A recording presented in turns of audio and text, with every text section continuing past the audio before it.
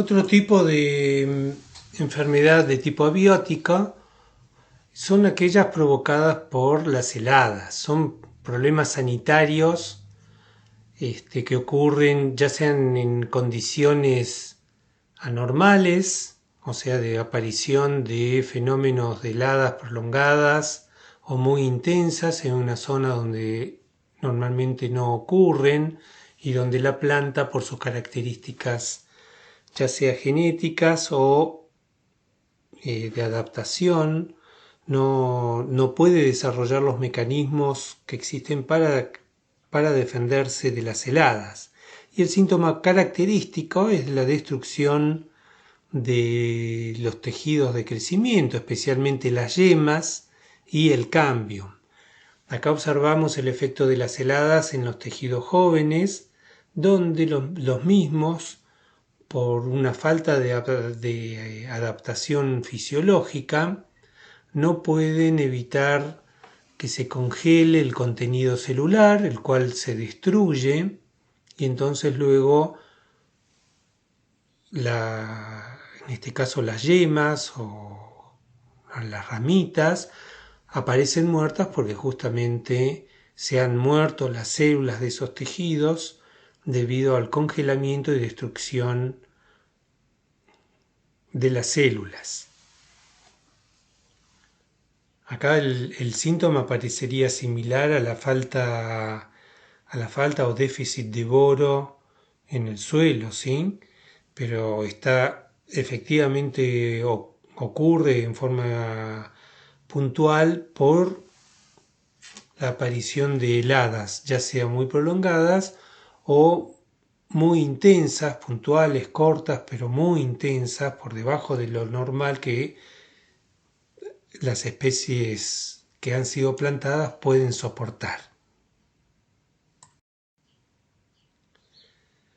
Como dijimos, el efecto no es solamente en las ramas, sino que también ocurre en las ramas delgadas, como ocurre y hemos verificado esto en Patagonia, en álamos juveniles, donde las ramitas se ennegrecen por efecto de la helada. Y vuelvo a repetir, el ennegrecimiento ocurre porque se han muerto esas células y se han muerto porque se han congelado el contenido celular, el citoplasma se congela, aumenta de tamaño y rompe la pared celular. Entonces luego, cuando hay temperaturas más favorables, esas células ya están muertas y todo el conjunto, todo el tejido que se ha helado, que ha sufrido la helada, aparece muerto y de este color,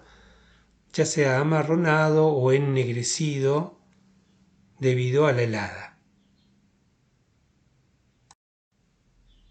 Las heladas también afectan el cambium, que puede morirse, un tejido muy delicado, frágil, y acá lo observamos ennegrecido por su destrucción por la helada, ¿sí? Lo cual provoca, acá observamos el detalle, cómo al año siguiente o cuando ya las temperaturas son benéficas, comienza el crecimiento de esta planta, pero toda esta parte se ha muerto porque el cambium ha sido destruido por la helada. Externamente lo observamos como miramos como se observa en esta fotografía, donde aparece un síntoma de herida o de cancro, pero en cuyo caso no ha ocurrido, este cancro no se produce por la presencia de un patógeno en el tejido, sino por la muerte del cambium en toda esta zona por efecto del frío. Justamente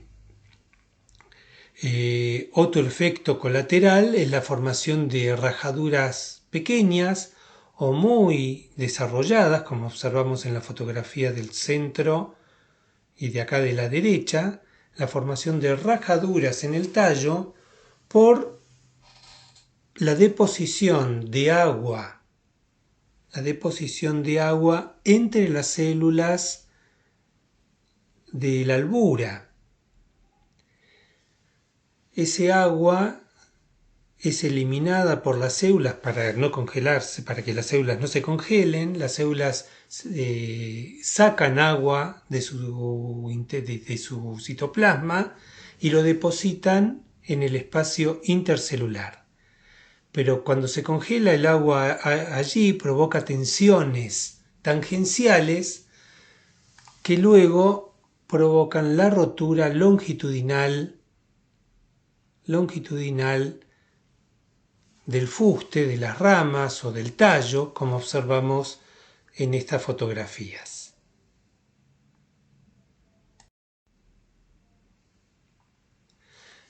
Ahora bien, muchos bosques en distintas partes del mundo viven en condiciones donde ocurren normalmente fríos intensos, prolongados. Y a lo largo de la evolución, para poder vivir en esos ambientes, los árboles han desarrollado un mecanismo de defensa ante la presencia de heladas. Ha habido una adaptación que se llama el endurecimiento de los árboles ante la llegada del frío. ¿Y en qué consiste esta adaptación? Bueno, por un lado sabemos que el frío provoca, como mencionamos antes, el congelamiento del agua celular. Entonces, una defensa del árbol es eliminar este agua. A la vez que elimina activamente el agua hacia afuera de la célula, hacia el espacio intercelular, hay un aumento en la concentración de los azúcares dentro del citoplasma, o mejor dicho, en el citoplasma, lo cual asegura que el punto de congelamiento de la célula disminuya bastante. Otro efecto del frío es que los lípidos pierden su estado líquido y que las proteínas pierden su estructura terciaria y cuaternaria, que como ustedes recuerdan es la estructura tridimensional y asociativa que tienen las proteínas y que le permiten tomar esa forma tridimensional característica que la hacen activa cuando son enzimas o que le dan su propiedad característica cuando son proteínas estructurales. Entonces, ¿qué hace la célula para impedir que se vean afectados por un lado los lípidos y por otro lado las proteínas? Lo que hace es aumentar el poder reductor en su interior, protegiendo los grupos sulfidrilos, que son los que mantienen la estructura terciaria y cuaternaria de las proteínas, ¿no? Y el estado líquido de los lípidos. Entonces lo que hacen es garantizar de que esos grupos sulfidrilos no se van a destruir,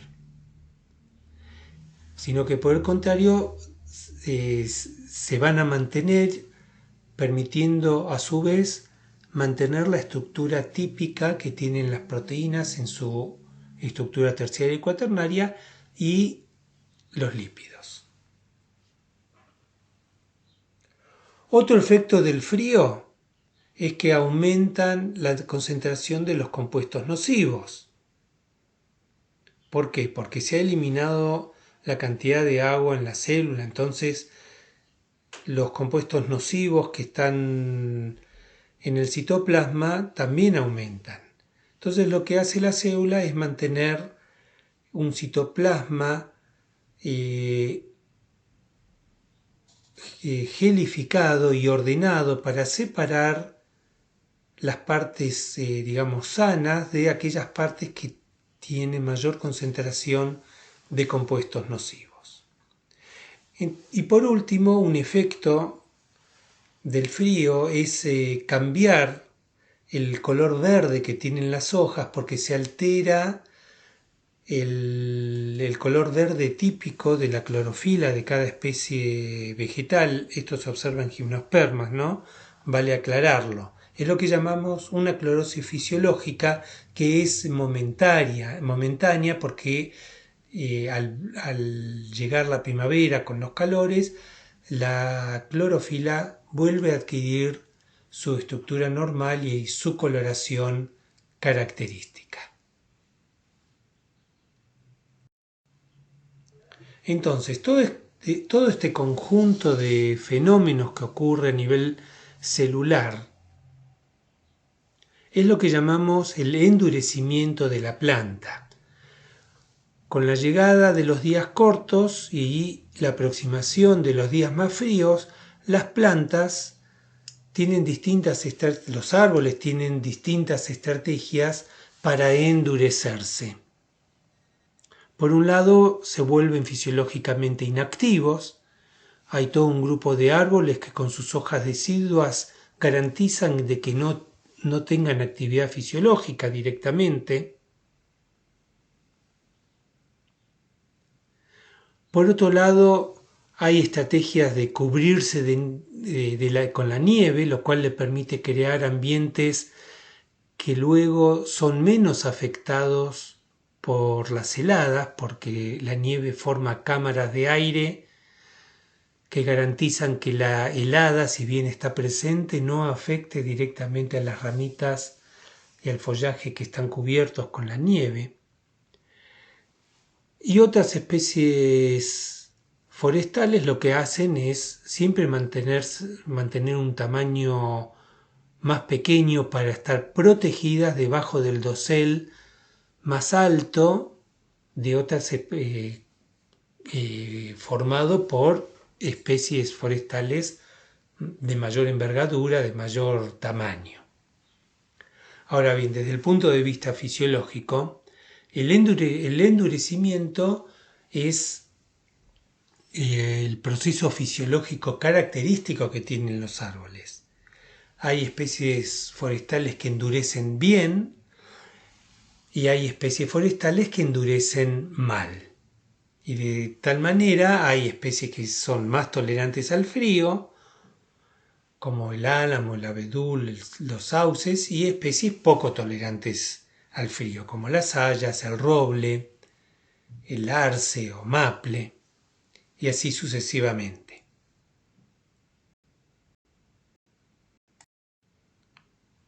A nivel de los eucaliptus, también tenemos especies que son muy sensibles, en cuyo caso se produce la muerte de las ramas y de las hojas superiores por efecto de las heladas. Entonces hay que conocer cuáles son esas especies con mayor susceptibilidad y cuáles son aquellas más resistentes para saber qué plantar en determinado lugar específico. Sabemos en forma general que no plantamos eucaliptus en Patagonia porque en general, comparado con los pinos, son muy susceptibles al frío, a las heladas. Pero aún así, en la zona mesopotámica de Argentina, donde sí plantamos eucaliptus, hay zonas que son más frías, zonas donde llegan las heladas, y tenemos que saber qué plantar. Y en este sentido, acá tenemos una escala de susceptibilidad, o sea, de mayor a menor susceptibilidad al frío de distintas especies. La de mayor susceptibilidad es Globulus, le sigue Saligna y Grandis, le sigue Tereticornis y por último Camaldulensis, que sería la más resistente a las heladas.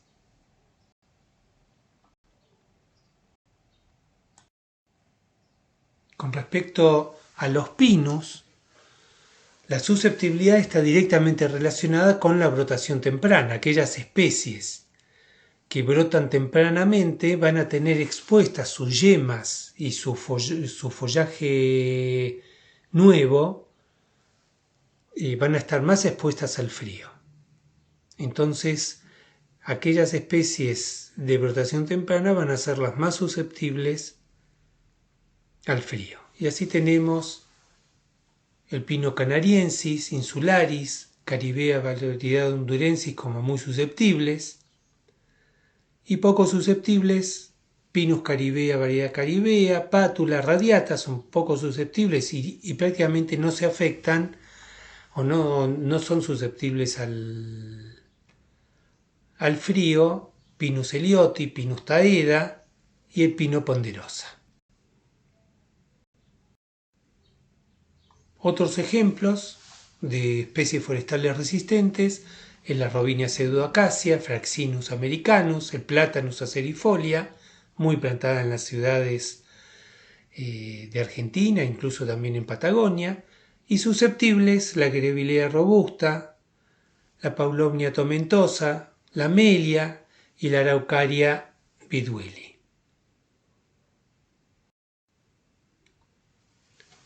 Otro efecto que causan las heladas es lo que llamamos las heladas tardías. Son aquellas heladas que aparecen tardíamente en el calendario, cuando ya la planta, que está perfectamente adaptada al frío,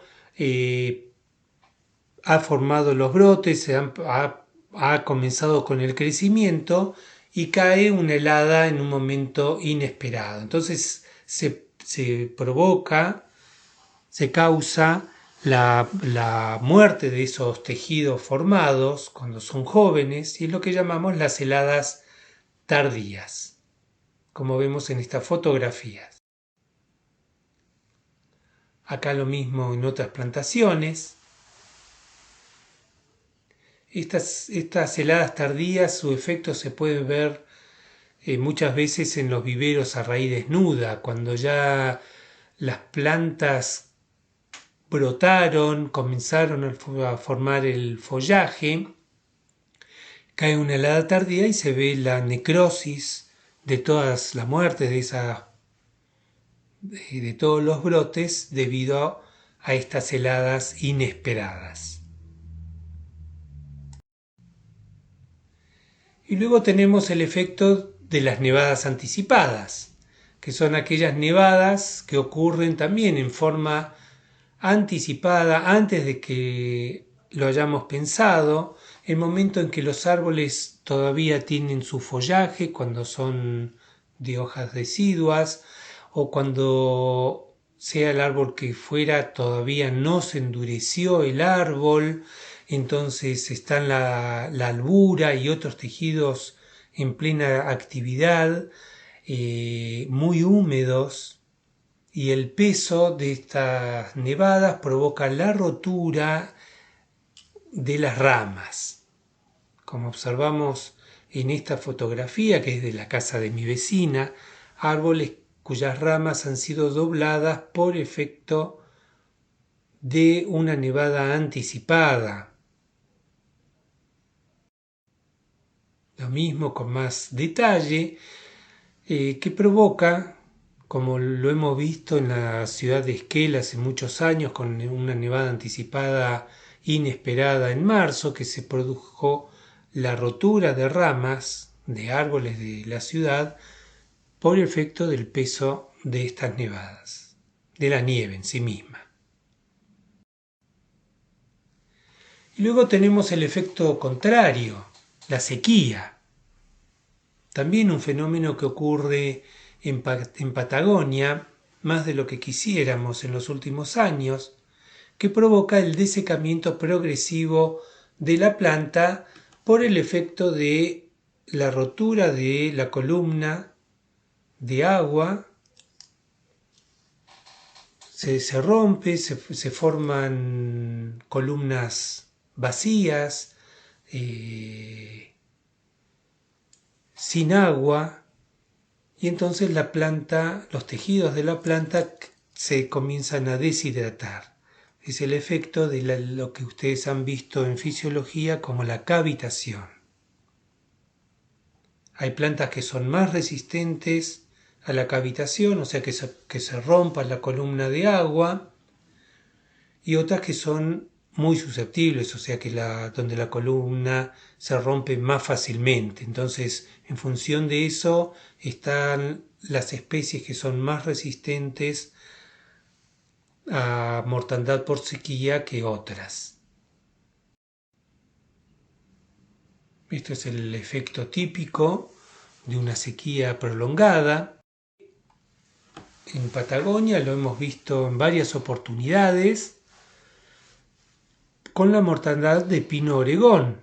Ustedes saben que el pino oregón es muy susceptible a la sequía, y esto es así porque es una planta que demanda mucha agua por un fenómeno ecofisiológico que ustedes van a leer en la bibliografía que tenemos para este punto, donde se explica claramente cuál es la relación anatómica y fisiológica en relación a la pérdida de agua por parte de pino oregón cuando lo comparamos con el pino ponderosa, que en la misma situación nunca fue afectada. Lo vamos a discutir durante la clase. Acá observamos el efecto inicial de la sequía en un ejemplar de pino oregón, en las ramitas nuevas, pero luego al progresar, al mantenerse este estado, se seca toda la planta, generalmente asociado ya sea a situaciones de tiempo particulares o bien a condiciones de sitio forestal particular. ¿Sí? En los casos que estoy mostrando de pino oregón, como es este caso, se corresponde con suelos muy rocosos y con mucho drenaje de agua, o sea, poca capacidad de mantener humedad en el suelo. Entonces esas plantas se afectan muy fácilmente, más allá de la susceptibilidad a la cavitación que tiene el pino oregón normalmente.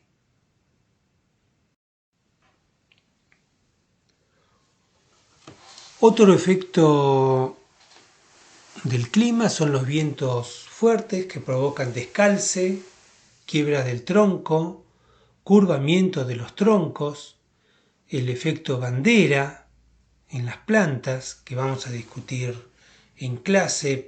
¿Qué es el efecto bandera? Si es un efecto de empuje del viento o es un efecto sobre la fisiología de la planta.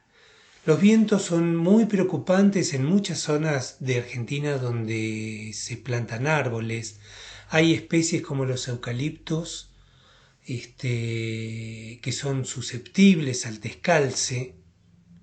Esto está relacionado con el tipo de sistema radicular, si es más pivotante, es más superficial, o a la altura que puede tener o alcanzar un árbol. Y está relacionado con la protección o no de las plantaciones con plantaciones rompevientos, y por supuesto también con la presencia de pudriciones o cancros en el fuste. Muchas veces esta ruptura, esto lo observamos bien en el bosque nativo, se debe más que nada o está asociada directamente a la presencia de pudriciones muy severas en el duramen de los ejemplares rotos.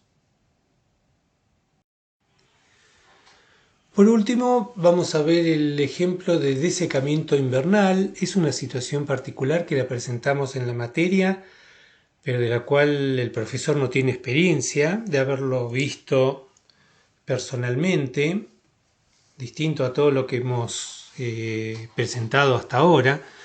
El desecamiento invernal ocurre cuando una especie forestal está parcialmente tapada por la nieve y en la mitad del invierno aparecen esos días ligeramente calurosos que permiten que los tejidos que no están cubiertos de nieve retomen su actividad fisiológica.